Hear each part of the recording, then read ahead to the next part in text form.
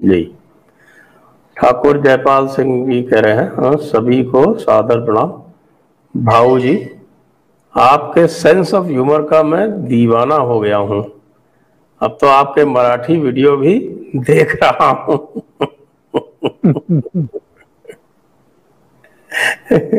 वैसे मैंने भी मराठी वीडियो एक बार देखने का प्रयास किया है, लेकिन मुझे थोड़ा बहुत सेंस तो मिल जाता है, लेकिन पूरी तरह समझ में नहीं आता। नहीं, वो हर भाषा की एक नजाकत होती है, उसमें कुछ हाँ। खास शब्द होते हैं। वो खास शब्द जिस ढंग से पेश किए जाते हैं उससे उसका आशय निकल आता है।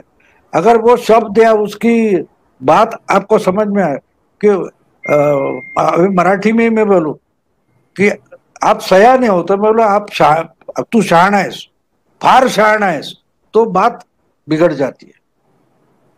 और मैं तो महाराष्ट्र के ऐसे इलाके से आता हूं, यह सबसे बड़ी बदमाश भाषा कोंकण का जो मालवड़ी इलाका है, हम वहां के हैं।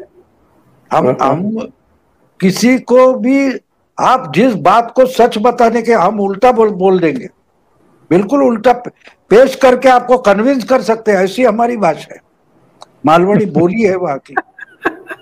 तो इतनी अजीब होती है। यानी मैं आपको एक किस्सा बता दूं उसका जी। कि बहू जो है, तो बहू के पीछे पीछे बेटा जाता है, उसका माँ को गुस्सा आता है कि अरे मैंने इसको पाल पोस कर बड़ा किया और ये अपनी पत्नी के पीछे भागता है। तो एक दफे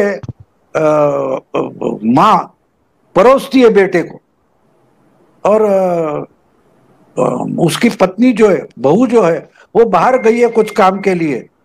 तो बेटा नाराज होकर माँ से पूछता है ये किसने बनाया है,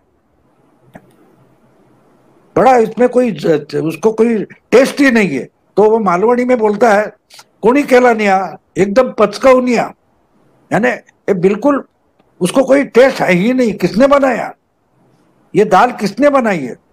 तो माँ को तो गुस्सा इतना होता है, वो बोलते है मैं तो सिर्फ परोस रही है, तेरी पत्नी जो है और उसने ही बनाया है। तो पलट कर वो बोल देता है तरी इतना रुचकौनिया, इसीलिए इतना टेस्टी है, बोलता है। भाषा की नजाकत देखो, पचकौनी था रुचकौनी हो जाता है, जैसे कांग्रेस के प्रवक्ता हमेशा करते हैं। वो बोलता है इसको कोई टेस्ट नहीं, एक मिनट में पलट के। यानी मैं और एक किस्सा बता दूं आपको, हमारी भाषा कैसी होती। तो हमने देखा नहीं, हम छोटे थे, तो उस समय मेरे पिताजी की गाड़ी होती थी। तो इनका एक दोस्त आया था और वो कुछ टायर निकालने की कोशिश कर रहे थे। तो जो नट बोल्ट होते हैं वो पाना लेकर कुछ कर रहे थे। तो दोस्त को बोले तू बैठ, मैं अभी 5 मिनट में आया, ये कर रहा हूँ। तो वो 5 मिनट वो चाय पी, वो देख रहा है 15-20 मिनट हो गए। तो दोस्त गुस्से में आ गया और बोला ये तू क्या कर रहा है। वो बोला वो टायर निकालना है ना, तो जो ढीला कर रहा हूँ, मालवाड़ी में सैल करते है ऐसा बोले, वो नट जो है वो ढीला कर रहा हूँ। तो दोस्त जो था वो इतना गुस्से में आ गया, वो बोला मैं 20 मिनट देख रहा हूँ तो टाइट कर रहा है और मुझे बोलता है ढीला कर रहा हूँ। तो गुस्से में आ गया था दोस्त। तो हमारे पिताजी भी वो मालवणी थे, उन्होंने जवाब दिया अबे इतना समझ में नहीं आता है, अगर टाइट नहीं होगा तो ढीला कैसे होगा, इसलिए पहले टाइट कर रहा हूं। तो वह मालवणी में वो ऐसे बोले कि घट नसलो तो सैल कसो हो, एक मानन सैल कर घट करत से। तो हमारी माँ, अगर माँ बाप में झगड़ा होता था तो उनको टॉन्ट करती थी, आपका क्या है, आप तो घट करके सैल करने वाले हो। यानी आर्ग्यूमेंट में आप मानोगे नहीं। तो हमारी भाषा वो होती है, भाषा की नजाकत जो होती है वो अजीब होती है। बिल्कुल। मयंक चतुर्वेदी, भाऊ जी, ओंकार जी, संजय जी प्रणाम। भाऊ जी, संजय राउत का क्या भविष्य है, ये पूछ रहे हैं। वो उनको ही पता नहीं, हम क्या बताएं। वो उन्होंने एक बार लिखा था कि शरद पवार को समझने के लिए 100 जन्म लेने पड़ते। तब मैंने बोला था एक वीडियो में कि शरद पवार कितने जन्म हो गए उनको पता नहीं है। शरद पवार ही खुद को ढूंढ रहे हैं, और इन्होंने इनके संजय राउत के 100 जन्म पूरे हो गए, इसलिए शायद वो सबसे ज्यादा, पवार से भी ज्यादा पवार को वही जानते हैं। तो उनका क्या का भविष्य हो सकता है? उनका कुछ भविष्य नहीं है। देखो, जो आधार पर जीने वाले पॉलिटिशियन हो या कोई भी हो, पालतू है, उनका कोई भविष्य नहीं होता, वो उनके मालिक के मर्जी पर होता है। बात सही है, मालिक की मर्जी पे ही है। अगला प्रश्न, मयंक चतुर्वेदी, ये भी भाव से प्रश्न है कि क्या राज ठाकरे के कोई महाराष्ट्र राजनीति में कोई महत्वपूर्ण रोल होगा क्या, एक, और दूसरा कि क्या आप बाला साहब और राज ठाकरे में कोई समानता देखते हैं उनके आइडियोलॉजी में? नहीं, एक बात तो बोल दूं, बाला साहब की ऐसी कोई आइडियोलॉजी थी नहीं, असल बात बोल दूं, लेकिन वो बिल्कुल इनोसेंट चाइल्ड थे। अभी मेरी घर में पोती नात को जो है, तो वो कॉकरोच को डरती नहीं है, हम ही उसको चिल्ला करे बाजू बाजू बाजू करते। तो वो जो इनोसेंस होता है, वो बाला साहब के पास 80 की उम्र तक उनके पास वो इनोसेंस था। वो गलत है तो गलत है। एक बार, मैं तो मार्मिक का एडिटर रहा हूं, तो उनसे बात होती थी, तो एक बार मैंने बोला कि ये आपको ये बोलने की क्या जरूरत थी, इससे तो नुकसान होगा। बोले कैसा नुकसान होगा? मैंने बोला आप चुनाव लड़ते, आपकी पार्टी है, इससे तो आपका नुकसान होने वाला है। तो बोलो होने दो, उससे मुझे क्या फर्क पड़ता है। मैंने बोला आप तो पार्टी के मुख्य हो। तो मैं मुखिया हूं, मैं शिवसेना प्रमुख हूं, उस पद के लिए कोई चुनाव नहीं होता। ये बोले जोशी नवलकर वगैरह वगैरह है, वो लड़ेंगे हारेंगे, मैं नहीं हारूंगा, क्योंकि इस शिवसेना प्रमुख पद का चुनाव ही नहीं होता। तो इसलिए मैं बोलता हूं, सही है या गलत इस पर बोल, आप पॉलिटिकली सही गलत मुझे मत बताना। मैं जो सही है वो बोलता हूं, उससे पॉलिटिकली फायदा हो या नुकसान। तो वो जो चीज बाला साहब में थी, वो आज भी मैं राज ठाकरे में पूरा नहीं देखता। वरना उनको 13 एमएलए पहले राउंड में आ गए, ये छोटी बात नहीं थी। अगर वो संभल कर निकल जाते तो इससे भी बड़े हो जाते। लेकिन आप उनको भी देखिए, शरद पवार के साथ गए थे बरमुडा ट्रायंगल लेकिन उससे वो सीखे, ऐसा लगता है पिछले 2 साल से वो बार बार बोलते नहीं, वो अंदाजा ले रहे हैं। उनके पास पोटेंशियल है, देखिए पोटेंशियल है, लेकिन आपके पास जो पोटेंशियल है वो किस ढंग से आप इस्तेमाल करोगे, उस पर आपको परिणाम मिलते हैं। मोदी की सबसे बड़ी ताकत क्या है? मोदी को अपनी मर्यादाएं मालूम है, उनको अपनी कुशलता, अपने गुण, अपनी क्वालिटी जितनी मालूम है, उससे ज्यादा मोदी जी खुद की मर्यादाएं जानते हैं। और बाकी के जो उनके खिलाफ है, उनके विरोधी है, वो वही भूल जाते हैं कि मोदी अपनी मर्यादा में रहते हैं। उनको मर्यादा से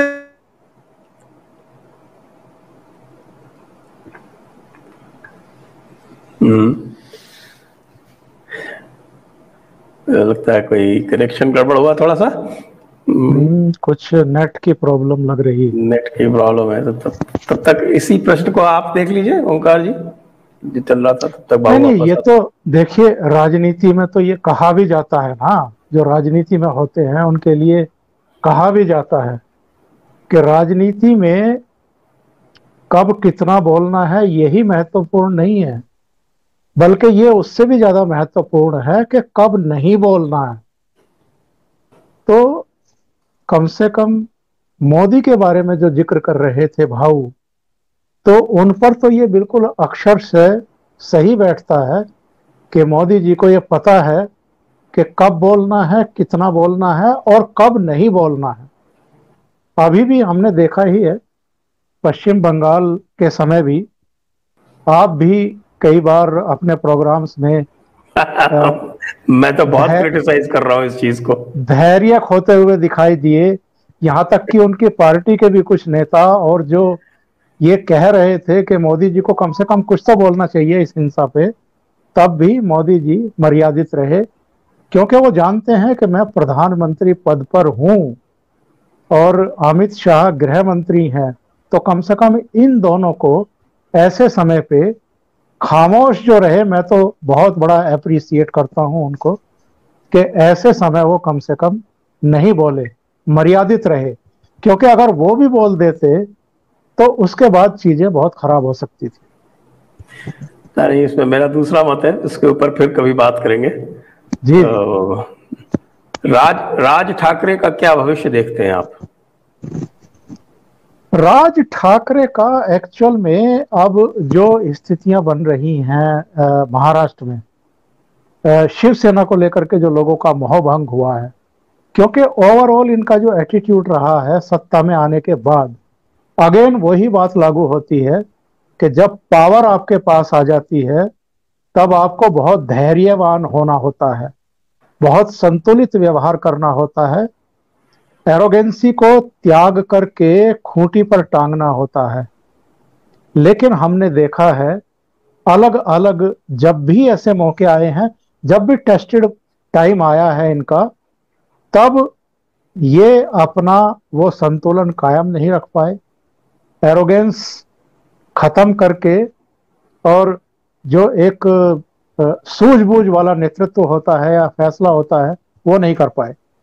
कई इंसिडेंट ले लीजिए, और अगर केवल एक पर ही मैं बात करूं तो कंगना रनौत वाला जो प्रकरण हुआ था, उसमें तो इनको पूरी तरीके से एक्सपोज करके रख दिया। हो सकता है अर्णब गोस्वामी की प्रस्तुति में जो वो चैलेंज करते थे, स्टूडियो में बैठ करके ललकारते थे, उस उस अंदाज से बहुत सारे लोग सहमत हो सकते हैं, असहमत हो सकते हैं, लेकिन यही तो टेस्टेड टाइम होते हैं जब सत्ता में बैठे हुए लोगों को अपना संयम नहीं खोना होता है। लेकिन ये संयम खो बैठे थे। उद्धव ठाकरे ने भी दशहरा वाले प्रोग्राम में नाम भले ही ना लिया हो, लेकिन कंगना रनौत पर टिप्पणियां की थी। संजय राउत तो पता नहीं क्या क्या कह गए, जबड़ा तोड़ देंगे और इनके पिताजी को भी खींच करके लाएंगे। मतलब इस तरह की अमर्यादित टिप्पणियां, सत्ता का नशा एक्चुअल में इनके सिर पर चढ़ गया था, वो कई मौकों पर देखा गया है। तो यही फर्क है, नरेंद्र मोदी जितना मर्यादित आचरण करते हैं और इन्होंने जितना मतलब गरिमा मर्यादा सबको ताक पर रख दिया, और सत्ता के वशीभूत होकर के, पावर के वशीभूत होकर के जो जो कर्म कांड कराए, और जिस तरीके से इनकी अनुभवहीनता सामने आई, उसके चलते ही एक्चुअल में ये इतने एक्सपोज हो गए हैं और लोगों की निगाहों में भी गिरे हैं। उसकी वजह से ही इनको नुकसान भी होने वाला है। संजय जी। जी, बाबू आपका कनेक्शन कट गया था, उस समय हम बात कर रहे थे कि राज ठाकरे का भविष्य क्या है। नहीं, तो इसलिए मुझे लगता है कि राज ठाकरे अपने अनुभव से थोड़ा सीख गए हैं। 2 साल से आप देखिए वो अपनी भाषा पर, अपने वक्तव्य पर बहुत कंट्रोल रखते हुए दिखाई दे रहे हैं। वो अंदाज ले रहे हैं, क्योंकि एक बात है, शिवसेना अगर बिखर जाती है तो में से कुछ लोग बीजेपी में जाएंगे, कुछ लोग राष्ट्र एनसीपी में जा सकते हैं, लेकिन पूरे के पूरे नहीं जा सकते। जिसको शिवसेना शिवसैनिक बोलते हैं, वो बहुत एग्रेसिव होता है और उसको कुछ करना होता है, उसको सीट चाहिए, एमएलए बनना, ऐसा नहीं होता।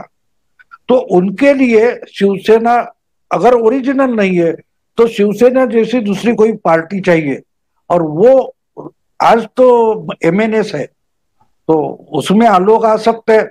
वो उसकी प्रतीक्षा कर रहे, इंतजार करते बैठे, इसलिए भविष्य है। क्योंकि देखो उनके पास बाला साहब का वो स्पार्क है, वो कहीं भी शुरू हो जाते हैं तो लोगों को खींच लेते।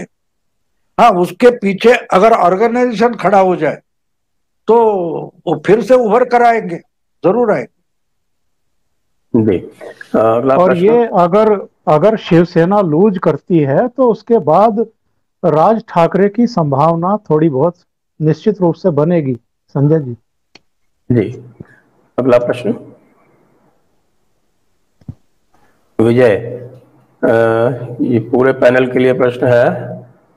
मास्टर स्ट्रोक का लिस्ट और कितना लंबा है? सुशांत, दिशा, मनसुख, अनिल देशमुख की अरेस्ट, एंटीलिया, ट्विटर की बदतमीजी, बंगाल के दंगे, सुशांत का 1 साल हुआ, सर शर्म से झुक जाता है, 56 इंच अब 2 इंच का रसगुल्ला बना दिया दीदी ने।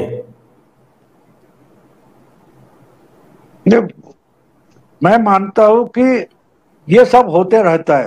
देखो, इंदिरा गांधी भी चुनाव हार गई थी, तो राजनीति में जिसको सरवाइव होना है उसको हार भी पचानी पड़ती है और हजम करनी पड़ती है। तो मोदी के पास वो तो ताकत है।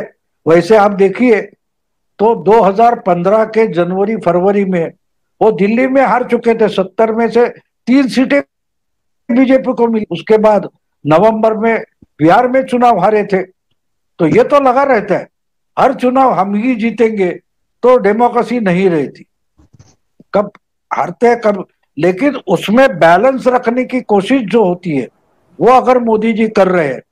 बात ये होती है ना कि हमको बाकी कोई मैंने उस वक्त एक बार कहीं पढ़ा था, बढ़िया लिखा था कि गावस्कर अगर जल्दी आउट हो जाता था तो उसको लोग गुस्से से गालियां देते थे, क्योंकि उसके पहले हार जाते तो कोई प्रॉब्लम नहीं थे। लेकिन जब आप जीतने की आदत लोगों को लगाते हैं तो आपकी हार लोगों को हजम नहीं होती। तो ये जो गुस्सा है वो समझ में आता है, वो गुस्से की रिएक्शन है, इससे ज्यादा कुछ नहीं। अगला सवाल।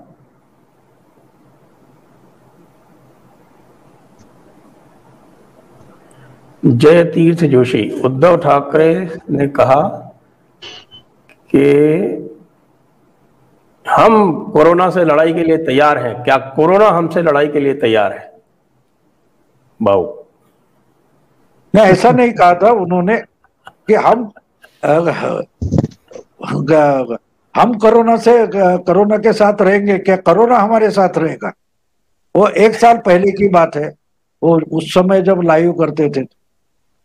तो बात यह था, उद्धव को एक समझ में नहीं आता, वो बाला साहब नहीं है तो उनकी नकल करने जाते हो तो फंस जाते। बाला साहब जैसे बात करना इनको, वो भाषण भी कर देते तो डायरेक्टली कर देते थे, वो कुछ तैयारी करके नहीं आते थे। तो ये उद्धव के नेचर नहीं है, और जब वो नकल करने जाते हैं तो फंस जाते। वो भी नहीं, आदित्य की बात देखो, संजय राउत की बात देखो। संजय, आपको एक बात बता दूं क्या फर्क होता है।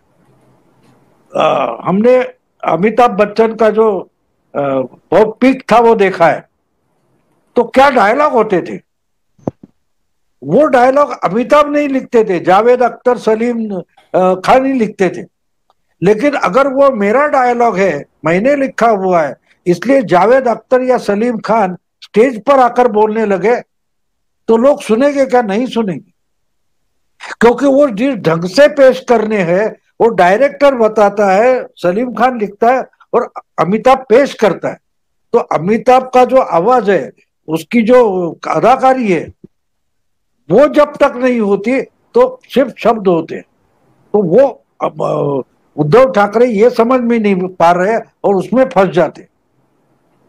अब मोदी को देखिए, मोदी एक ढंग के वक्ता है, वाजपेयी अलग ढंग के वक्ता थे। तो वाजपेयी की नकल मोदी नहीं करते, ये फर्क है। उन्होंने अपनी स्टाइल बना ली है, उद्धव को अपनी स्टाइल बनानी जरूरी है।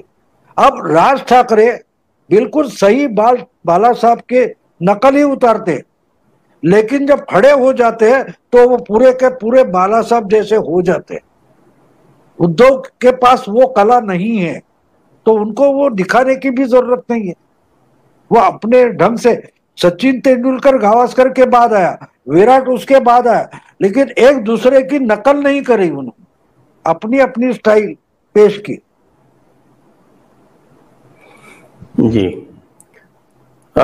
ये क्या है? अजय राउडे, भाऊ बुद्धिजीवी को बैलगाड़ी वाला उल्लू कैसे बनाता है? वो बहुत पुराना किस्सा उन्होंने सुना होगा वो। तो एक मैंने एक बार बोला था, एक व्याख्यान में भाषण था मेरा, तो एक पढ़ा लिखा आदमी गांव में जाता है और गांव गांव में उसने देखा नहीं है, तो सब अनाड़ी है ऐसे लोगों को समझता है, लेकिन वो कैसे सयाने होते हैं उसके बारे में मैंने बताया था। तो एक बार वो बस से उतर जाता है और रिक्शा नहीं कुछ नहीं और 3 किलोमीटर चलना है, तो बोलता 3 किलोमीटर कैसे चलूंगा। तो गांव वाले को पूछता है, भाई बोले 6 घंटे बाद बस है गांव में जाने वाली। तो बोला 6 घंटे यहाँ कहाँ रहूंगा। तो बोले वो बैलगाड़ी जा रहे उससे बैठ के निकल जाओ, वो तो उसी गांव की गाड़ी है। तो पूछता है, बोलते हाँ आ जाओ। तो अब ये चुप नहीं बैठेगा। जो बुद्धिजीवी होता है ना, उसकी एक समस्या ऐसी होती है कि उसको वो सबसे दुनिया में सबसे सयाना ज्ञानी है ये बताना जरूरी लगता है। तो वो बैलगाड़ी वाला है, उससे वो बातें करने लगता है। तो तू क्या करता है, बोले हम क्या करेंगे, बैल हाँकते ये करते वो करते। तो बोले तुझे एक सवाल पूछूं क्या। तो बोलता है क्या पूछोगे, मैं तो चौथी कक्षा में स्कूल छोड़ दिया है, ये बैल चलाता हूँ ये वो। तो वो चुप बैठता है। फिर इसको तो आप मैं कितना ज्ञानी हूं ये बताना उसको चुप नहीं बैठने देता। तो बोलता है आखिर में एक बात करो कि मैं आपको एक सवाल पूछूंगा। बैलगाड़ी वाले को बोलता है, आपको अगर जवाब नहीं देने आता है तो आपको 10 रुपया देना पड़ेगा, और आप मुझे सवाल पूछिए, अगर मैं जवाब नहीं दे पाऊंगा तो मैं बदले में 100 रुपया दे दूं।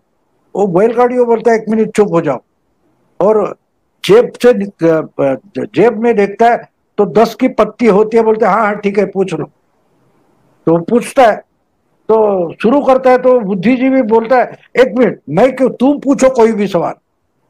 पहले बैलगाड़ी वाले को आग्रह करता है कि तू ही पूछ ले।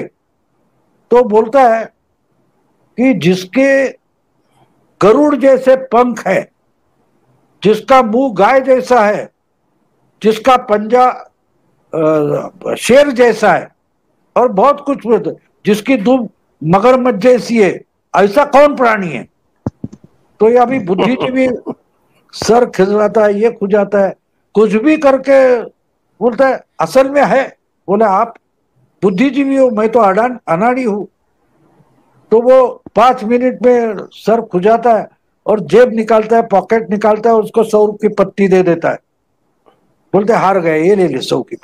वो तो पहले जेब में रखता है और बाद में बोलता है अभी आपका सवाल पूछ लो।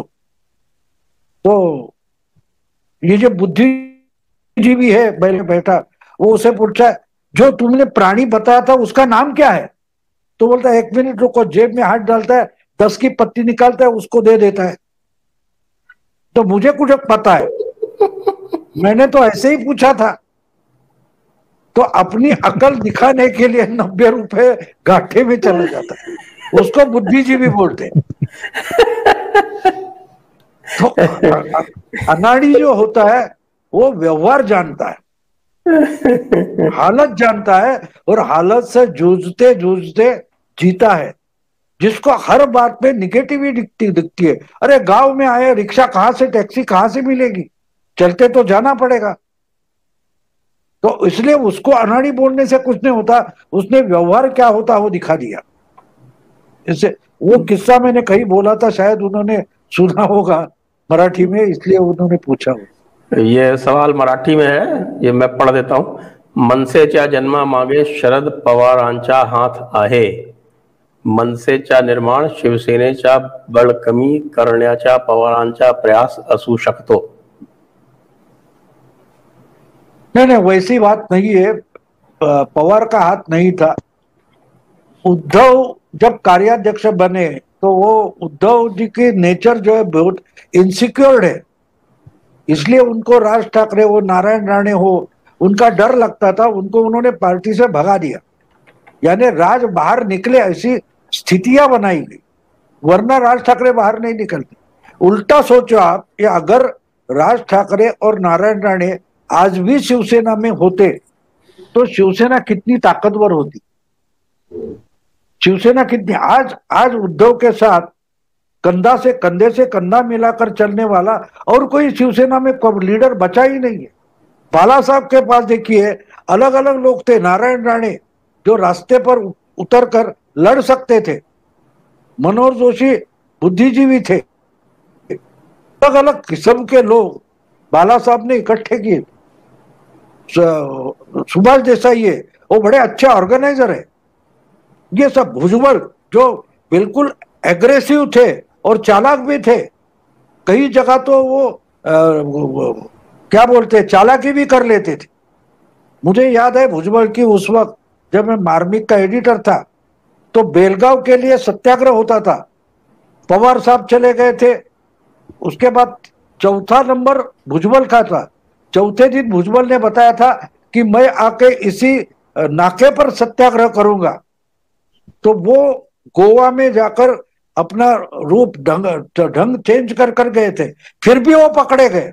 तो आपको मालूम है भुजबल ने क्या किया था? उसी जगह सत्याग्रह करना था, उन्होंने वो पुलिस को भी रिश्वत दी और बोले पकड़े तो हो, कम से कम उस नाके पर तो ले जाओ, उसके दुगुना पैसे दे दूंगा। और पुलिस ने उनको उधर जाके छोड़ दिया, उधर झंडा लेके खड़े हो गए और फिर अरेस्ट करके ले लिया। तो इस अलग अलग तरीके के ये किस्सा तो मुझे बाला साहब ने बताया था। तो एक रिश्वत देने वाला सत्याग्रही आपने कभी सुना है? तो ऐसे अलग अलग ढंग के जो नमूने थे वो बाला साहब ने इकट्ठे किए थे। आज उद्धव के साथ ऐसा कौन है मुझे बताए? कोई नहीं, कोई नहीं। शिव जी की बारात थी। हाँ, शिव जी की बारात, आपने सही है। इसी के साथ हमारा अब प्रश्नोत्तर काल भी पूर्ण होता है। आप दोनों महानुभावों का बहुत बहुत धन्यवाद, ओंकार जी का और भाऊ जी का, और दर्शकों का भी बहुत बहुत धन्यवाद।